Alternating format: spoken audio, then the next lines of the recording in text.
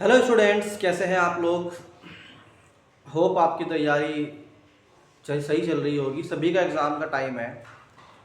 जो लोग नीट की तैयारी कर रहे हैं उनका लगभग लगभग 5 महीना 10 दिन रह गए हैं। और जो लोग बोर्ड की तैयारी कर रहे हैं उनके पास भी लगभग लगभग 2-2.5 महीने बचे हैं। जेई वालों का तो है ही, जनवरी में भी और अप्रैल में भी पेपर होगा। आप में से अधिकतर लोग तो मुझे जानते ही होंगे, मगर जो नहीं जानते तो मैं उनको अपने बारे में कुछ बता दूं। मेरा नाम नदीम है, नदीम सैफ़ी, और मैं मुज़फ़्फ़रनगर में ब्रिलियंट क्लासेस के नाम से अपना कोचिंग चलाता हूँ। मेरा कोचिंग जो है वो बहुत ही स्पेसिफ़िक तरीके से टारगेट करता है उन बच्चों को जो बच्चे मेन स्ट्रीम ब्रांच में जाके नहीं पढ़ सकते और उनके पास उतना ज़्यादा जो है वो रिसोर्सेज भी नहीं हो पाते। मगर मेरी क्लासेस में से हर साल अच्छी संख्या में लोग नीट, आईआईटी और बोर्ड में सफल हो जाते हैं। तो ये वीडियो मैंने क्यों बनाई है, पहले आप इसके बारे में जान लें। देखिए, पढ़ाने के साथ साथ मेरा एक बहुत बड़ा काम दूसरा है, वो है काउंसलिंग का। बहुत सारे बच्चे ऐसे होते हैं जिनके पास बहुत ज़्यादा टैलेंट होता है, मगर वो नीट या आईआईटी का एग्ज़ाम निकालने का ख्वाब अपना पूरा नहीं कर पाते। इतना सारा टैलेंट, इतनी सारी मेहनत होने के बावजूद भी अगर वो एग्ज़ाम नहीं निकाल पाते तो कई बार उसकी वजह बन जाती है उनके पास सही गाइडेंस ना होना, या उनके सामने तैयारी शुरू कर देने के बाद आने वाली प्रॉब्लम्स को सॉल्व कराने वाला ना होना। ना तो वो अपनी बात किसी से कह पाते कई बार, और ना ही वो खुद उन बातों को सॉल्व कर पाते, और उन छोटी छोटी प्रॉब्लम्स की वजह से उनका सिलेक्शन रह जाता है। तो ऐसा कोई बच्चा जो प्रतिभाशाली है, प्रतिभावान है, और वो सेलेक्ट हो सकता है, और वो किसी ऐसी प्रॉब्लम की वजह से रह जाए कि जो सॉल्व हो सकती थी टाइम रहते हुए मगर सॉल्व नहीं हो पाई, तो ये एक दुखदाई क्षण होगा, एक दुखदाई मामला होगा। तो इसी मामले को हल करने के लिए मैंने ये सीरीज़ बनाई है, जिसमें लगभग लगभग रोज़ाना आपको एक प्रॉब्लम का सलूशन कराएंगे। और इस वीडियो को सुनने के बाद आप खुद महसूस करोगे कि आपका सिलेक्शन का ख्वाब पूरा होना बहुत आसान हो गया। यानी रोज़ाना आपके सामने से काफ़ी सारे बैरियर्स हटेंगे। तो बच्चों, आज मैं एक ऐसे टॉपिक के बारे में बात करूंगा कि जिसमें अपने 2 स्टूडेंट्स का एग्ज़ाम्पल लूँगा जो लास्ट ईयर मेरे पास से पढ़े, और उनमें से एक बच्चा जो कम मेहनत में इस टाइम जो है वो एग्ज़ाम पास कर लिया उसने 2025 वाला, और वो अब एक बड़ी सेंट्रल यूनिवर्सिटी में अपना बीटेक का कोर्स कर रहा है, जेईई मेंस का एग्ज़ाम निकालने। दूसरा बच्चा ऐसा जिसके अंदर भी लगभग लगभग उतना ही या उससे ज़्यादा पोटेंशियल था, मगर कुछ प्रॉब्लम्स की वजह से वो बच्चा सेलेक्ट नहीं हो पाया, और वो अब अपने घर पे ही दोबारा से तैयारी कर रहा है। तो हुआ ये कि दोनों स्टूडेंट्स मेरे पास आए। अभी मैं क्योंकि उनका नाम उजागर नहीं कर सकता, तो आप समझ लीजिए कि एक का नाम ए और एक का नाम बी है। जो स्टूडेंट ए है वो यूपी बोर्ड के बैकग्राउंड से था, और यूपी बोर्ड में भी जो है वो एक साधारण से स्कूल में, सरकारी स्कूल में पढ़ने वाला स्टूडेंट। और सरकारी स्कूल में आपको मालूम ही है कि क्या बैकग्राउंड होता है, but still he was topper of the school in 10th class. दूसरा बच्चा जो मेरे पास था वो काफ़ी अच्छे बैकग्राउंड से था। वो कॉन्वेंट स्कूल में पढ़ा, और काफ़ी ज़्यादा उसके पास पहले से इंग्लिश लैंग्वेज वगैरह वगैरह सब कुछ उसका क्लियर था। होता यह है कि जो बच्चा ए है, यानी जो साधारण बैकग्राउंड से आता है, वो बच्चा कोचिंग ज्वाइन करता है, और दूसरा भी उसके साथ साथ ही कोचिंग ज्वाइन करता है। जो बच्चा ए है उसका पहला प्रॉब्लम था लैंग्वेज प्रॉब्लम, मानी वो हिंदी बोर्ड से आया था, और उसके लिए इंग्लिश मीडियम में आना एक पहली डिफ़िकल्टी थी। जो स्टूडेंट बी है वो ऑलरेडी, क्योंकि इंग्लिश मीडियम से था और कॉन्वेंट स्कूल से था, तो उसको लैंग्वेज की प्रॉब्लम तो कम से कम थी ही। जो स्टूडेंट बी है उसने बहुत ज़्यादा सोशल मीडिया पर वीडियो देखना, इंस्पायरेशनल वीडियो देखना और आईआईटीज़ के बारे में जानकारी रखना कि आईआईटी में फला आईआईटी की रैंक कितनी है, फला आईआईटी की रैंक कितनी है, और पेपर में इतने नंबर का आता है, पेपर में ये आता है, पेपर में वो आता है, और आईआईटी से पास आउट होने के बाद ये हो जाएगा, वो हो जाएगा। और जो स्टूडेंट ए है वो बड़ा सिंपल सा, उसे कुछ ज़्यादा इन चीज़ों के बारे में मालूम भी नहीं था। उसे बस ये मालूम था कि अपना करियर डेवलप करना है, अच्छी जगह जाना है। तो बच्चों होता यह है कि जब वो दोनों बच्चे आते हैं तो बच्चा जो ए है, जो कमज़ोर है, वो अपनी डिसिप्लिन के साथ रोज़ाना अपना सुबह ही बैठ जाता है क्लास में 9 बजे आके, और 12 बजे तक वो क्लास अटेंड करता है। साइलेंटली वो सुनता है एक एक बात को ध्यान से। उसे क्योंकि पहले से कुछ ज़्यादा इन्फॉर्मेशन नहीं है, तो वो एक एक पॉइंट को जो टीचर बोलता है उसको सुनता है, उसको नोट करता है, और उसका पूरा फोकस उन्हीं पर है जो बता रहे हैं।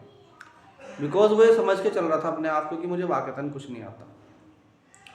जो स्टूडेंट बी है वो ऐसे बैठता था कॉन्फिडेंस के साथ कि जैसे वो सब कुछ जानता हो, और वो तो बड़ा ही हाई फाई लेवल का बंदा, नेट वेट से ये सब जान लेना कि जी मैंने तो वहाँ से वीडियो देखी थी, मैंने तो ये करा था, मैंने तो वो करा था। अब जो स्टूडेंट ए है वो जो साधारण बैकग्राउंड का है वो आता है और शार्पली ध्यान से बातों को सुनता है, और उसके बाद वो क्वेश्चन अप्लाई करने शुरू कर देता है। नो मैटर, उसने तो मान के चल रखा था अपने आप को कि मेरे सामने तो भाई मुझे तो कुछ आता ही नहीं है और मुझे क्वेश्चन सॉल्व करने हैं, बस 2 बातें उसके माइंड में थी। जो स्टूडेंट बी है उसके पास हर बात का एक्सप्लेनेशन था कि सर ये क्वेश्चन तो जब होगा जब मैं पहले ये वाला कर लूँ, फिर मैं ये कर लूँ, और ये तो हो नहीं रहा, और ये तो वैसे होगा, और ये तो वैसे होगा। अब देखिए यहाँ आता है मामला डिसिप्लिन का। वो जो बच्चा ए है वो लगातार क्वेश्चन करता है, लगातार क्वेश्चन कर रहा है, even there are so many problems. उसको ये पता है कि मेरा टाइमिंग है सुबह 9 से लेके 12 तक का क्लास में है, और फिर उसके बाद थोड़ा देर लंच का ब्रेक मिलेगा, और उसके बाद फिर मैं जो है वो क्लास में फिर उसके बाद अपना प्रैक्टिस करनी है 5 बजे तक। तो उसने रेगुलर उसी चीज़ को फॉलो किया, और उसका ये था कि बस मुझे अब 5 बजे तक ये क्वेश्चन करने हैं, नो मैटर कि वो हो पा रहे कि नहीं हो पा रहे, बट उसका जो एफर्ट है वो कंटिन्यूस है, और उसमें कोई गैप नहीं है पूरे साल। जो क्लास बी जो स्टूडेंट बी है उसको हर बात में उसको ये चाहिए कि सर ये वाला चैप्टर तो जब होगा पहले मैं एक बार यहाँ से देख लूँ, वहाँ से पढ़ लूँ, ये कर लूँ, वो कर लूँ। यानी वो इस तरीके से पढ़ते पढ़ते अपना टाइम वेस्टेज करता रहा, और इस तरह करते करते एक कंडीशन ही आई कि जो होशियार बच्चा था वो पीछे रहने लगा, और जो बच्चा कमज़ोर था यानी कि हिंदी बैकग्राउंड से था उसकी पकड़ मजबूत होने लगी। तो एट द एंड ये बात समझ में आई कि आपका जो कॉन्टीन्यूस एफर्ट है रोज़ाना का, तो नो मैटर कि आप कितने ही कमज़ोर बैकग्राउंड से आते हैं, या आपका जो है वो क्या मीडियम था क्या नहीं था, ये सारी बातें पीछे रह जाती हैं। और अगर आप रोज़ाना एक फ़िक्स टाइम में टाइम टेबल बना के काम करते हैं, और आप इधर उधर की चीज़ों में डाइवर्ट नहीं होते, बहसों मुबाहिसों में, दोस्ती में, इन सब चीज़ों में, तो फिर आपका रिज़ल्ट आता क्या है। अब आप देखो जो स्टूडेंट ए है उसने क्योंकि कॉन्टीन्यूस लगा हुआ था, रोज़ाना क्वेश्चन करता था, तो एक टाइम ऐसा आया कि उसकी पकड़ लगभग हर टॉपिक पे मजबूत होती चली गई, और वो क्वेश्चन रिपीट करता रहा। उसने अपने टाइम को फिक्स कर रखा था कि मुझे इस टाइम के अंदर ये का टाइम मुझे देना है स्टडी को, चाहे मेरा से कुछ हो या ना हो, 2 क्वेश्चन ना हो, मगर मुझे देना है। तो उसका जो वो कंटिन्यूस एफर्ट है, आज उसका रिजल्ट ये आया कि वो एक सेंट्रल यूनिवर्सिटी में जेई मेंस के थ्रू बेहतरीन जगह सेटलमेंट हो गया, और जो स्टूडेंट बी था वो आज अपने घर बैठा हुआ है। तो बच्चों इस वाली वीडियो से यानी इस वाले लेक्चर से मेरे ख्याल से एक कंक्लूजन निकल के आता है कि आप अपना एक टाइम फिक्स करें, और वो फिक्स कर लें कि मुझे ये 5 घंटे सिर्फ क्वेश्चन को प्रैक्टिस करने में, स्टडी करने में देने हैं, और जितनी भी हर्डल आ रही आप उन हर्डल्स को लेकर उठ के ना भागें कि भाई मैं अभी करूँगा, ज़रा थोड़ी देर पहले ये कर लूँ, फिर ये कर लूँ। एक टाइम टेबल फिक्स कर लीजिए, और फिर उसके बाद जो रिज़ल्ट आएगा वो देख लीजिए कि फिर आपका रिज़ल्ट आता कैसा है। अगर अभी भी आपने ये सब नहीं किया है तो मैं आपको एक मशवरा दे रहा हूँ, एक एडवाइस दे रहा हूँ कि सबसे पहले आप अपना एक टाइम टेबल बनाइए, उस टाइम टेबल को फॉलो करिए। आप बैठ जाइए किताब लेके, भले ही क्वेश्चन आप पे 2 हों, और जब आप अपना टाइम फिक्स कर लोगे तो उसमें क्या होता है, बहुत से, अच्छा एक बात और बता दूँ, इसमें एक बात और होती है कि बहुत से बच्चे कहते हैं कि भाई हम तो पूरा जो है दिन पढ़ेंगे। अरे भाई पूरे दिन नहीं पढ़ सकते, आप नहीं पढ़ सकते, पूरे दिन आप नहीं पढ़ सकते, आपको टाइम टेबल फिक्स करना ही होगा। वरना होगा ये कि आप मान लीजिए आपने इरादा किया कि भाई मैं 1 बजे पढ़ना शुरू करूँगा, तो 1 बजे से आप पढ़ने बैठे, आपने 2-4 क्वेश्चन किए, 2-4 पेज पढ़े, उसके बाद आपको आलस आने लगा और आप जो है फिर वो कि थोड़ी देर बाद पढ़ूंगा, रात तो बची हुई है। फिर उसके बाद आप जो है वो दूसरा मतलब कि अभी कब पढ़ूंगा, अभी पढ़ूंगा, अभी पढ़ूंगा, ये करते करते करते करते आपने 6 बजा दिए, 7 बजा दिए। एक बच्चा जिसने टाइम टेबल बनाया था कि भाई मुझे 1 बजे से लेके 5 बजे तक पढ़ना है, वो बच्चा चाहे उस पर कुछ हो पा रहा है कि नहीं हो पा रहा, वो एंजाइटी हो रही है, उसको जो भी हो रहा है, उसने अपना टाइम फिक्स कर रखा है कि भाई मुझे 6 घंटे 5 घंटे पढ़ना है, तो फिर वो 5 घंटे लगातार प्रैक्टिस करता है। आप आउटकम देखना अपना कि अगर आप स्टूडेंट ए को फॉलो करते हैं तो आपका क्या रिज़ल्ट आता है, सिर्फ 1 हफ्ते करके देख लो, और जो स्टूडेंट बी है उसका क्या आता है। तो अगर आपको सेलेक्ट होना है इसी अटैम्प्ट में, तो आपको जो है अपना टाइम टेबल फिक्स करना पड़ेगा हमारे स्टूडेंट ए की तरफ। और दूसरा, जितने भी डाइवर्जेंस हैं, देखो भाई एक नीट के स्टूडेंट को क्या चाहिए, या IIT जेईई या बोर्ड के कोई भी आप तैयारी कर रहे हैं, चाहे IUPSC की कर रहे हो, क्या चाहिए आपके पास? अच्छी बुक्स होनी चाहिए, अच्छे टीचर होने चाहिए, या आप वीडियो देखते हो ऑनलाइन ऑफलाइन जो भी आपका वीडियो में तैयारी करने का। उसके बाद सबसे इम्पोर्टेंट चीज़ है टाइम टेबल। आपके पास टाइम होना चाहिए। आप अपना एक टाइम फिक्स कर लो कि भाई मैं जो है रोज़ाना इस टाइम से इस टाइम तक पढ़ता हूँ, और फिर गैप लेके इस टाइम से इस टाइम तक पढ़ता हूँ। आप सिर्फ उस टाइम टेबल को फॉलो करें। आप ये मत सोचें कि मेरे पास 24 घंटे पढ़ाई के लिए हैं। 24 घंटे कभी कोई नहीं पढ़ पाया। जितने भी 24 घंटे पढ़ने वाले होते हैं कभी सेलेक्ट नहीं होते। जो टाइम फिक्स कर लेते हैं वही सेलेक्ट होते हैं।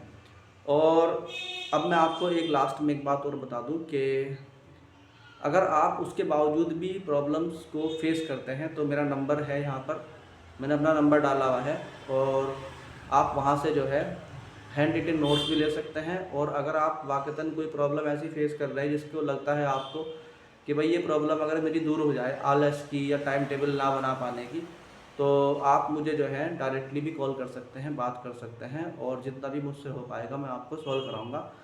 और लास्ट में एक और चीज़ दिखा दूँ मैं आपको, देखो ये हैं मेरे फ़िज़िक्स के नोट्स।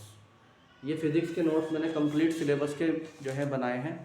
इसमें इतना जो है इजी मेथड से मैंने ये सब के सब बनाए हैं उन स्टूडेंट्स के लिए जो फिज़िक्स में किसी भी तरह की प्रॉब्लम्स जो है वो इमेजिन करते हैं कि सर हम ये जो है कर लें, अगर हमें कहीं से एक ऐसा मटेरियल मिल जाए कि सर हम उसे पढ़ें और हम जो है पढ़ते ही उसमें से जो है हमारे कंसेप्ट क्लियर हो जाए, हमारे पे न्यूमेरिकल होने लगे, हमारा सारा कंसेप्ट क्लियर हो जाए, तो भाई उसके लिए ये वीडियो, ये जो हैंड रिटन नोट्स हैं वो मैंने बनाए हैं। ये वे नोट्स हैं जिनको पढ़ पढ़ के बच्चे आज के डेट में एम्स से लेके और जो है बड़े बड़े गवर्नमेंट कॉलेजेस में MBBS कर रहे हैं, बड़े बड़े IITs में जो है वो BTech कर रहे हैं। ये वो नोट्स हैं हैंड रिटन नोट्स। इनकी इतनी आसान लैंग्वेज है कि ये सारे के सारे आपको जो है जैसे आप पढ़ेंगे तो आपको ऐसा लगेगा कि आप कोई नॉवेल पढ़ रहे हो। और इसमें आपको जो है वो न्यूमेरिकल्स जो हैं वो मिलेंगे सॉल्व करने के लिए from easy to high level. यानी आप शुरू करेंगे ऐसे जैसे 9th क्लास का क्वेश्चन कर रहे हो, मगर आप करते करते पहुंच जाएंगे IIT एडवांस तक के क्वेश्चन पे। और इनकी लैंग्वेज इतनी सिंपल है कि इसके जैसे नोट्स आपको पूरे इंडिया में, पूरे नोट्स जो हैं पूरे इंडिया में किसी बुक में किसी जगह ऐसे नोट्स नहीं मिलेंगे, किसी कोचिंग सेंटर में किसी टीचर के पास जैसे ये नोट्स हैं। तो ये और आपके लिए एक आसान बात हो गई और सब चीज़ों के साथ। तो अगर ये नोट्स भी आपको चाहिए तो आप मुझे कांटेक्ट कर सकते हैं। मेरा जो है डिस्क्रिप्शन में दिया हुआ है नीचे पूरा का पूरा डिस्क्रिप्शन, कहाँ से ये नोट्स मिलेंगे, कैसे मिलेंगे, और मेरा कांटेक्ट नंबर है, मैं बता रहा हूँ बोल के, ताकि आप बोल के वेरीफाई भी कर लें। व्हाट्सएप नंबर है 6395227834, 6395227834। ये मेरा कॉन्टैक्ट नंबर है। और यहाँ से आपको व्हाट्सअप करने पर मैं सारे नोट्स प्रोवाइड करा दूँगा, हार्ड कॉपी या सॉफ्ट कॉपी जो भी आपको चाहिए वो मिल जाएगी। बहुत ही कम कीमत में आपको मिल जाएंगे। तो बच्चों, मैं लगा हुआ हूँ हर तरह से उस बच्चे के लिए जो बच्चा सेलेक्ट होना चाहता है इसी अटैम्प्ट में, और वो किसी भी प्रॉब्लम से अगर आप जूझ रहे हैं, हैंड रिटन नोट्स नहीं है आपके पास, या आपको ये नहीं पता कि मुझे पढ़ना क्या है क्या नहीं, क्या छोड़ना है, या मैं अपनी स्ट्रेटजी कैसे बनाऊँ इस 5 महीने के लिए, तो ये सारी प्रॉब्लम सॉल्व करने के लिए मैं नदीम सैफ़ी, आपका टीचर, आपका फ्रेंड अवेलेबल हूँ। अब रोज़ाना मुलाकात होगी इसी तरह से इंटरनेट पर। ये जो बैकग्राउंड का साउंड है उसको इग्नोर करिए, क्योंकि मेरे पास जो है इतना टाइम नहीं है कि मैं यहाँ एडजस्टमेंट करूँ आपके लिए डिजिटल बोर्ड और ये सब का। तो बात होगी सिंपल वे में, इसी को आप जो है फॉलो करके चले। Thank you.